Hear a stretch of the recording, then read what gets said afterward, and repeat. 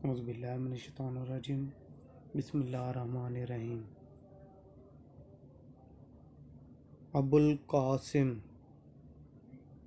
حضرت محمد مصطفیٰ صلی اللہ علیہ وآلہ وسلم، پیغمبر اکرم حضرت محمد صلی اللہ علیہ وآلہ وسلم کائنات عالم منتخب قبیلہ بنی ہاشم کے چشم و چراغ تھے۔ آپ کے والد ماجد کا نام عبداللہ اور والدہ ماجدہ کا اسم گرامی جناب آمنہ سلام اللہ علیہا تھا۔ آپ کی تاریخ ولادت میں اختلاف ہے، بعض مسلمان 2، بعض 6، بعض 9 اور بعض 12 ربیع الاول بتاتے ہیں، لیکن جمہور علماء اہل تشیع اور بعض علماء اہل سنت 17 ربیع الاول عام الفیل مطابق 570 کو ترجیح دیتے ہیں اور صحیح سمجھتے ہیں۔ آپ کی ولادت مکہ معظمہ میں ہوئی۔ مورخین کا کہنا ہے کہ آپ نے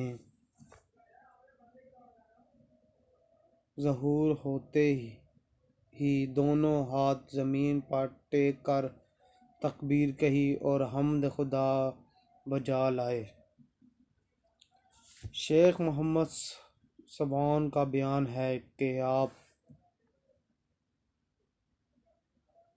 مختوم و ناف بریرہ پیدا ہوئے ہیں۔ پیدائش کے وقت ایک ایسا نور آپ سے ساطع ہوا کہ ساری دنیا روشن ہو گئی۔ نے یہ کہ فارس کی وہ آگ جو 1000 سال سے متواتر روشن تھی، وہ گل ہو گئی اور سعدہ کا دریا خشک ہو گیا، اور کسرہ میں ایسا زلزلہ آیا کہ اس کے 14 کنگرے گر پڑے اور بت سر بسجود ہو گئے۔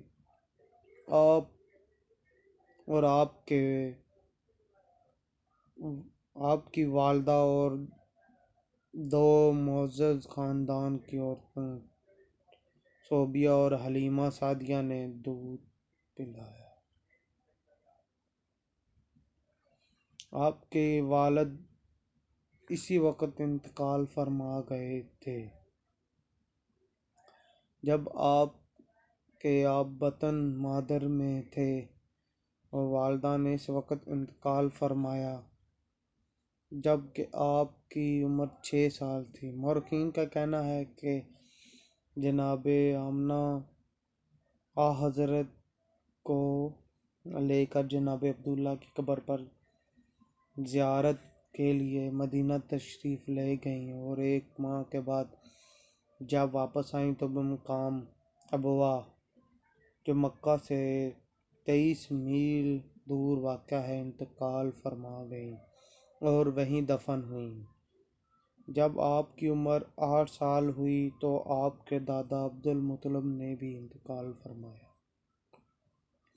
عبدالمطلب کے انتقال کے بعد سے فرائض تربیت جناب ابو طالب علیہ السلام اور ان کے بیوی فاطمہ بنت اسد نے اپنے ذمے لیے، اور اس شان سے تربیت کی کہ دنیا نے آپ کی ہمدردی اور خلوص کا لوہا مان لیا۔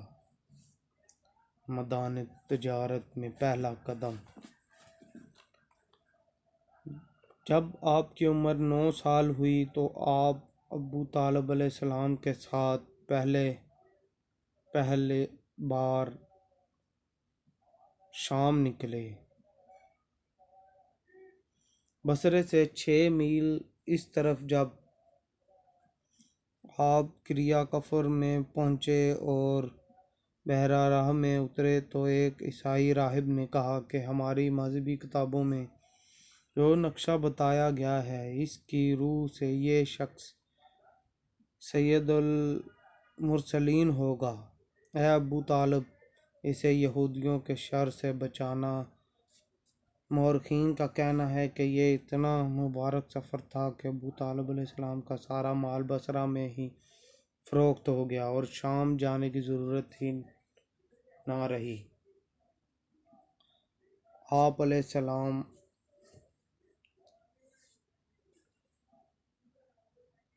کی حکمت عملی۔ آپ صلی اللہ علیہ وسلم کے عہد نبوت سے پہلے قریش نے از سر نو تعمیر کعبہ کا فیصلہ کیا۔ تکمیل عمارت کے بعد جب حجر اسود کے نصب کا وقت آیا تو قریش میں سخت اختلاف پیدا ہو گیا۔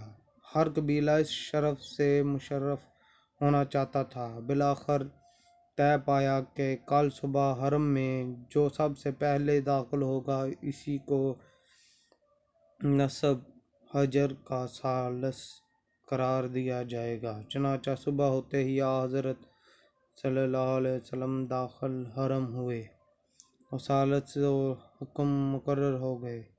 آپ نے انتہائی حکمت عملی سے ایسا فیصلہ کیا کہ سب راضی و خوشنود ہو گئے۔ آپ نے فرمایا کہ ہر قبیلہ کا ایک سردار منتخب کیا جائے۔ جب سردار کا انتخاب ہو چکا تو آپ نے ایک چادر منگوا کر اس میں حجر اسود رکھا اور تمام سرداروں سے کہا کہ سب مل کر اٹھائیں۔ چنانچہ دیوار کعبہ کے قریب حجر اسود پہنچا دیا گیا۔ اس وقت حضور صلی اللہ علیہ وسلم نے اپنے دست مبارک سے اس نصب فرما دیا۔ آپ کی اس حکمت عملی سے ایک فتنہ عظیم کا سرباب ہو گیا۔ آپ صلی اللہ علیہ وسلم کی شادی۔ جب آپ کی عمر 25 سال ہوئی اور آپ کی حسن سیرت، راست بازی اور صدق کی دیانت کی عام شہرت ہو گئی تو جناب خدیجہ سلام اللہ علیہا بنت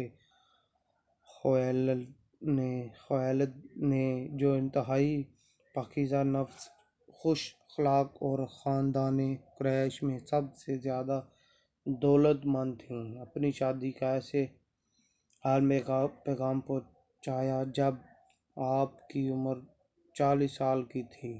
پیغام قد منظور ہوا اور جناب ابو طالب علیہ السلام نے نکاح پڑھا۔ یہ واقعہ غالباً 594 کا ہے۔ کوہ حرا میں عبادت گزاری۔ 38 سال کی عمر میں آپ نے کوہ حرا، جسے جبل ثور بھی کہتے ہیں،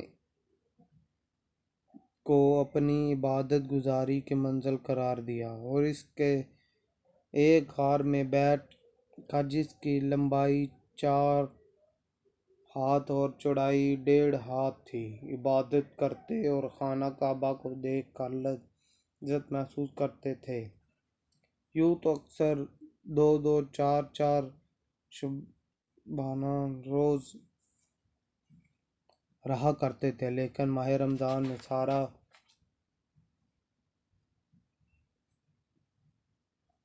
سارے کا سارا دن وہیں گزارتے تھے۔ تو ویور، میری ویڈیو آپ کو کیسی لگی؟ امید کرتا ہوں آپ کو پسند آئے گی۔ شکریہ۔